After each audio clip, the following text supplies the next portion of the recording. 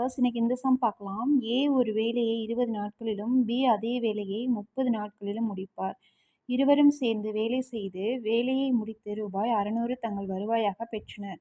எனில் அவர்கள் ஒவ்வொருவரும் பெறும் தொகை எவ்வளோன்னு கேட்டிருக்காங்க. இப்போ இந்த சம்ல வந்து ஏயும் பியும் சேர்ந்து எத்தனை நாள் வேலை பார்த்துருக்காங்கன்னா 50 நாள் வேலை பார்த்துருக்காங்க. சரிங்களா?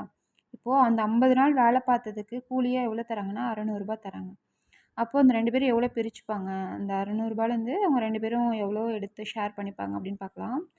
0, 0 கேன்சல் ஆயிரும். 1 5 5, 12 5 60. இப்போ 12 பங்கு வருது.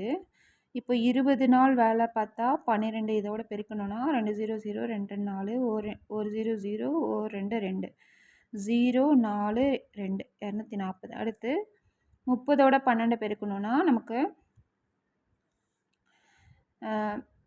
0 2 0 0 3 2 6 1 0 0 1 3 3 360 கிடைக்குது. இப்போ இதில் பார்த்தீங்கன்னா திறனை பொறுத்து தான் நமக்கு கூலி அதிகமாக கிடைக்கும். சரிங்களா? யார் அதிகமாக வேலை செய்கிறாங்களோ அவங்களுக்கு தானே கூலி அதிகமாக கொடுப்பாங்க. அப்போ இதுதான் ஏ வாங்கின தொகை. சரிங்களா? 20 நாளையில் அவர் முடிச்சிடுறாரு இல்லையா? ஏ வந்து 20 நாளையிலே வேலையை முடிச்சிடுறதுனால அப்போ அவருக்கு தான் என்னது அதிகமான தொகை கிடைக்கும். பிக்கு வந்து நமக்கு ரூ. 240 கிடைக்கும்.